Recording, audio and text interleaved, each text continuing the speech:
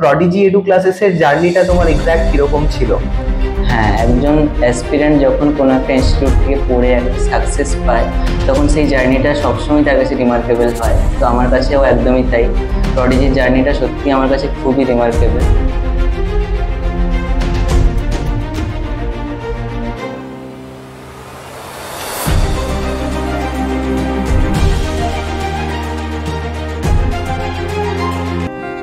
Welcome everyone.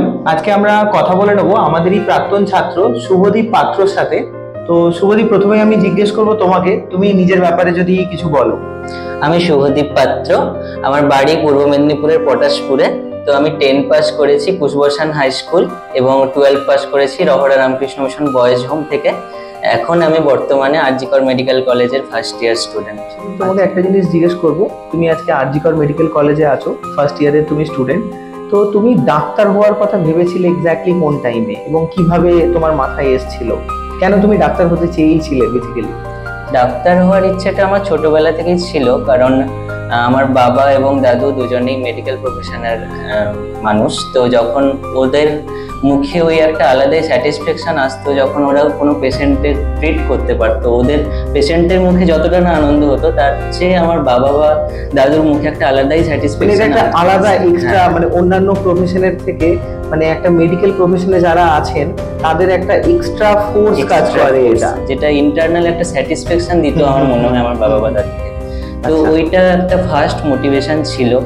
তারপরে মোটামুটি ওই ইচ্ছেটাকে নিয়েই বেঁচেছিলাম। তো তারপরে যখন আমি জাস্ট 10 পাস করি তারপরে পরেই আবার আমরা জানি সবাই যে কোভিড আসে, তো একদম মানে পুরো দেশ পৃথিবী উজাড় হয়ে যায়। তো ডাক্তারদের একটা মানে অভাবই বলা যায়, বা ডক্টর পেশেন্ট রেশিওতে একটা খুব বড়সড় এফেক্ট দেখা যায় যখন ডাক্তাররা মানে পেশেন্টের ট্রিটমেন্ট করতে পারছিলেন না, কারণ এতটাই পেশেন্ট বেড়ে গেছিল। তো ওই সময় আমার মনে হচ্ছিল যে হয়তো মানে ডাক্তার হওয়ার ইচ্ছেটা আরো বেশি করে জেগে ওঠে, কারণ তখন মানুষের এতটাই হাহাকার যে আমার মনে হতো যে যদি আমি তাদের ডাইরেক্ট কন্ট্যাক্টে গিয়ে তাদের সেবা শুশ্রূষা করে তাদের একটা নতুন জীবন দান করতে পারতাম। তো ওইটা আরো একটু মানে আমাকে ট্রিগার করে আরো ডাক্তার। তো তুমি বেসিক্যালি যেরকমটা বললে, মানে তোমাকে ছোটবেলায় তোমার ডাক্তারি প্রফেশনে আসার ফার্স্ট যে এক্সটার্নাল ফোর্সটা কাজ করেছিল সেটা তুমি তোমার বাড়ির মানুষজনদেরকে দেখে সেই ব্যাপারটা তোমার প্রথম কাজ করে। বাট অ্যাকচুয়ালি যখন কোভিড আসে, তার মানে তখন কি তুমি ক্লাস 11 না 10? না, তখন আমি জাস্ট 10 এর পরীক্ষাটা দিয়েছি, তারপরে পরেই কোভিডটা চলে আসে। আচ্ছা, তার মানে যখন বেসিক্যালি তার মানে 10 এর পর মানে 11 এ তুমি উঠবে, সেই টাইমে মানে তুমি একদিকে মানে আমাদের ডাক্তারির যে পরীক্ষা নিট, সেই পরীক্ষার যে সিলেবাসটা সেটাও হচ্ছে ক্লাস 11-12 এর সিলেবাস। তো তুমি যখন 11 এ উঠবে সেই সময় তোমাকে কোভিড আলাদাভাবে একটা নাড়া দেয় এবং যেখান থেকে তোমার ডাক্তার হওয়ার ইচ্ছেটা অ্যাকচুয়ালি একটা কংক্রিট জায়গায় পৌঁছায়। তো আমি যদি তোমাকে জিজ্ঞেস করি যে তুমি ক্লাস 12 এর পর তুমি নিটের যে মেন প্রিপারেশনের জার্নিটা সেটা তুমি কিভাবে শুরু করলে? হ্যাঁ, আমার প্রিপারেশনটা অ্যাকচুয়ালি স্টার্ট হয়েছিল 11 থেকেই, কারণ আমি যখন রামকৃষ্ণ মিশনে ভর্তি হই তখন আমি জানতাম যে 11-12 এর উপর বেশ করেই নিটটা হয়। তো আমি টুকটাকভাবে নিজের বেসিকগুলোকে স্ট্রং করতে থাকি। সিলেবাসটা তো অ্যাকচুয়ালি একই, 11-12 এর যে টোটাল সিলেবাস সেটাই আলটিমেটলি নিটের সিলেবাস একদম। এবার আমি যদিও আমার মেন ফোকাসটা ছিল এইচএস এর ওপরই, কারণ এইচএসটা করলে বেসিকটা মোটামুটি একটা ভালো রকম ভাবে প্রিপেয়ার্ড হয়ে যায়। তো তখন আমি কারেন্ট ইয়ারে এইচএস এর সঙ্গেই আমি নিটটা দিয়েছিলাম, তো তার সঙ্গে এইচএসটাও দিয়েছিলাম। তো এইচএসে আমার 90% মার্কস আসে, কিন্তু যেহেতু আমার প্রপার ফোকাসটা নিটের উপর ছিল না, তো তারপরে আমি ভাবলাম যে নিটের জন্য আমাকে একটু আলাদাভাবে ট্রিটমেন্ট করা দরকার। তুমি বেসিক্যালি তখন একটা ইয়ার তারপর ফার্স্ট ড্রপ নিলে? হ্যাঁ। আচ্ছা, যদিও তখন আমি অনলাইন প্রিপারেশনের কথাই ভেবেছিলাম। তো অনলাইন তখন ভর্তি হয়ে গেলেও প্রথম 2-3 মাস তো মোটামুটি একটা ভালো ফ্লোতে চলছিলাম, কিন্তু তারপর মনে হচ্ছিল যে আমার কিছু জায়গায় ল্যাকিং হচ্ছে, কারণ আমার টিচারের সঙ্গে ডাইরেক্ট কন্ট্যাক্ট ছিল না প্রথম কথা। তো আমার ডাউট ক্লিয়ারিং বা কোথাও একটা যেন মনে হচ্ছিল যে টিচারদের সামনাসামনি পড়ালে সেটা একটু বেটার লাগবে। মানে তুমি যখন অনলাইনে প্রিপারেশন করছিলে, মানে তুমি বলছো তোমার প্রথম প্রিপারেশনটা ভালোই শুরু হয়েছিল, কিন্তু তারপর গিয়ে তুমি একটা জিনিস ফেস করছিলে যে মানে ডিরেক্ট টিচারের যে ইন্টারাকশনটা সেটার অভাব পাচ্ছিলে। মানে কোথাও কি এটা মনে হয়েছিল যে অ্যাকচুয়ালি আমাদের যে স্কুলিংটা বা আমাদের যে রেগুলার পড়াশোনাটা সেটা অ্যাকচুয়ালি আমাদের অফলাইনেই হয়েছে, তাই সেখান থেকে একটা অনলাইনের ওই ট্রানজিশনটাতে একটা অসুবিধা হয়। আচ্ছা, তো তারপর নরমাল যে ডাউট ক্লাসগুলো বা সেগুলো তো একটা প্রবলেম আসে। হ্যাঁ, তাছাড়া এক্সামেরও একটা প্রবলেম ছিল, কারণ এক্সাম অনলাইন, অ্যাকচুয়ালি আমাদের নিট এক্সাম তো ওএমআর বেসড হয়, অফলাইন হয়, তো অনলাইনে দিলে সেই টাইম ম্যানেজমেন্টটা ঠিকঠাক প্রপার ওয়েতে বোঝা যায় না। তো স্বাভাবিকভাবেই যখন নিট দিতে যাই ওখানে টাইম ম্যানেজমেন্টের একটা ব্যাপার হয়েছিল, তো তাও আমি চেষ্টা করেছিলাম নিজের 100% দেওয়ার। তো আমাকে এরপর তুমি বলো, এই 1 বছর প্রডিজি এডু ক্লাসেসের জার্নিটা তোমার এক্স্যাক্ট কিরকম ছিল? হ্যাঁ, একজন অ্যাসপিরেন্ট যখন কোনো একটা ইনস্টিটিউট থেকে পড়ে একটা সাকসেস পায় তখন সেই জার্নিটা সবসময় তার কাছে রিমার্কেবল হয়। তো আমার কাছেও একদমই তাই, প্রডিজির জার্নিটা সত্যি আমার কাছে খুবই রিমার্কেবল। তো প্রথম থেকে যদি আমি বলি, আমার মেনলি দুটো জায়গায় আমার প্রবলেম ছিল ফার্স্ট ড্রপের পর, যেটা আমি ফিল করেছিলাম। এক হচ্ছে আমার ফিজিক্স উইক ছিল, যেটা রেকটিফাই করেছেন একদম আমার খুবই কাছের একজন স্যার, শোভনলাল স্যার। তো খুব উনি হেল্প করেছেন আমার, প্রত্যেকটা সময় ডাউট ক্লিয়ার করেছেন উনি, এবং খুবই স্টুডেন্ট ফ্রেন্ডলি স্যার উনি। তো আর সেকেন্ড যেটা এক্সামের ব্যাপারটা, কারণ যেহেতু আমি বেশি অনলাইন এক্সাম দিতাম, তো আমার একটা টাইম ম্যানেজমেন্টের একটা খুব বড়সড় প্রবলেম ছিল।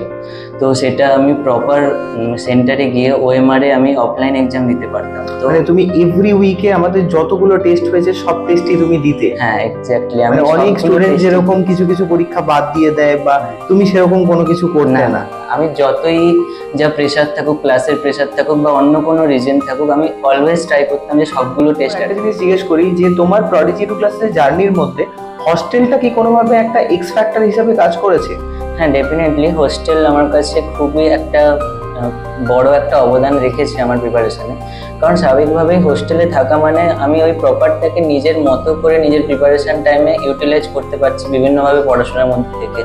তাছাড়া হোস্টেলে থাকা মানে আমার চারপাশের বন্ধু বান্ধবরা সবাই সেম ব্যাকগ্রাউন্ডে, সবাই নিট দিচ্ছে, কোথাও একটা আমরা নিজেদের মধ্যে ফিলিংস শেয়ার করতে পারছি, বা কখনো একা হয়ে যাচ্ছি না যে আমি একা নিজের মতো প্রিপারেশন করছি, বাকিরা কেমন করছে। তো তাছাড়া হোস্টেলে একটা কম্পিটিটিভ এনভায়রনমেন্টও তৈরি হয়, যে একটা স্বাভাবিকভাবে কে কেমন এক্সাম দিচ্ছে, তাছাড়া ইভালুয়েশনেও একটা খুব বিশাল বড় বেনিফিট হয়।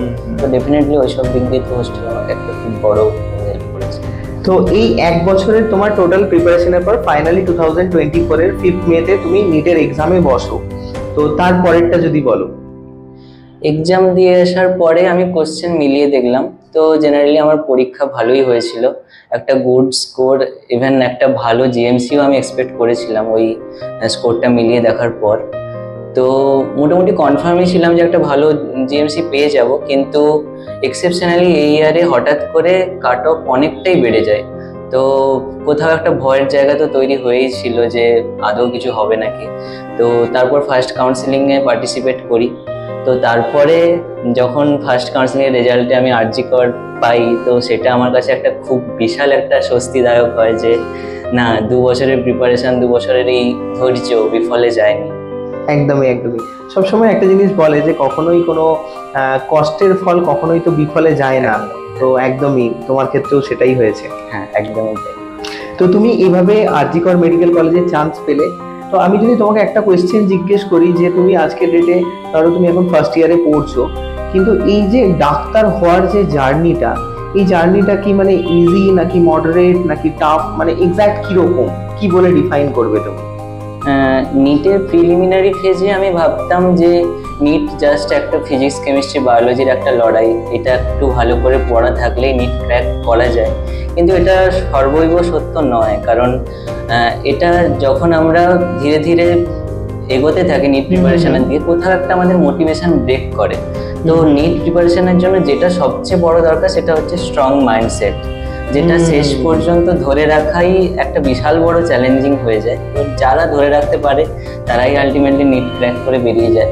তো ওই শেষ পর্যন্ত ওই সেলফ মোটিভেশনটা ধরে রাখাটাই একটা খুব বড়। তো আমি এই জার্নিটাকে একটা জার্নি হিসেবেই বলবো, এটা টাফ, মডারেট, ইজি এইসবে যদি আমি না গিয়ে এটাকে একটা জার্নি হিসেবেই ধরি, যেটাকে আমি এনজয় করব এবং এটাকে ডেস্টিনেশন হিসেবে না দেখে যদি আমি জার্নি হিসেবে দেখি, সেটা আমার মনে হয় বেটার। তো বা এটা তুমি খুব একটা নতুন একটা কথা বললে, মানে একদমই মানে আমাদের সাবজেক্ট ওরিয়েন্টেড ব্যাপারটাকে না দেখে, যে তার লড়াই না দেখে, আমাদের নিজেদের মানে স্টুডেন্টদের স্ট্রং মাইন্ডসেটটাকে ক্রিয়েট করতে হবে। জার্নিটা তো তারা পেরিয়ে যাবেই। তো শুভদীপ, তোমাকে আমি ফাইনালি লাস্ট যেটা জিজ্ঞেস করবো সেটা হচ্ছে, তুমি নেক্সট যারা নিট দেবে, তোমার ভাইরা বা বোনেরা যারা এই বছর বা নেক্সট ইয়ারেও যারা নিট দেবে, তাদের উদ্দেশ্যে যদি তুমি কিছু বলো।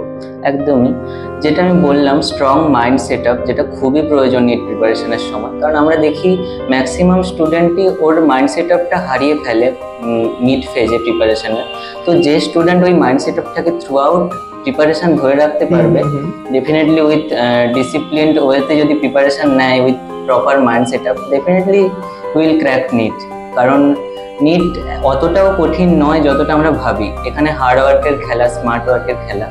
তো ডেফিনেটলি ওরা ক্র্যাক করতে পারবে। এবার অনেক সময় হয় আনফর্চুনেটলি, কখনো কখনো আমরা হার্ড ওয়ার্ক করার পরেও, যেহেতু ওই নিট এক্সামটা একদিনের কয়েক ঘন্টার ব্যাপার, স্বাভাবিকভাবেই কখনো কখনো এরকম হয় যে হয়তো যেরকম আমরা এক্সপেক্ট করছি অতটা রেজাল্ট এলো না, বা কোনোভাবে স্লিপ করে গেল। তো আমাদের কখনোই উচিত নয় যে প্রিপারেশনটা থেকে স্লিপ করে যাওয়া। হতেই পারে কোনো কারণে, ওই দিনের কোনো সার্কামস্ট্যান্সেসের কারণে আমাদের ওই দিন আমরা নিজের 100% দিতে পারলাম না। কিন্তু ডাক্তার হওয়াটাও তো অতটা ইজি ব্যাপার নয়। তো তার জন্য আমাদের অনেকটাই পেশেন্সের দরকার হয়। তো ডেফিনেটলি তোমাদের আরও প্রিপারেশন করা উচিত। ডেফিনেটলি নেক্সট ইয়ার আবার দেখা উচিত, কারণ তোমাদের মাইন্ড সেট আপ যদি ঠিক হয়, তোমাদের ইচ্ছেটা যদি ঠিক হয়, তো ডেফিনেটলি। তো আমরা শুভদীপের জার্নিটা তো টোটালটাই শুনলাম। তো তোমাদের মধ্যেও এরকম অনেক শুভদীপ লুকিয়ে আছে। কেউ হয়তো ডাক্তার হতে চাও, কেউ হয়তো ইঞ্জিনিয়ার হতে চাও, কেউ বা অন্য কোনো প্রফেশনেও যেতে চাও। তো তোমাদের মধ্যে যে প্রতিভাটাই লুকিয়ে থাকুক, সেটাকে নিয়ে তোমরা কাজ করো, তোমরা সেটার উপর ডেডিকেটেড হও, এবং তোমরাও জীবনে তোমাদের লাইফে সামনের দিকে সাকসেস পাবে। এটাই আমরা কামনা করে আজকে আমাদের এই আলোচনাটা আমরা শেষ করছি।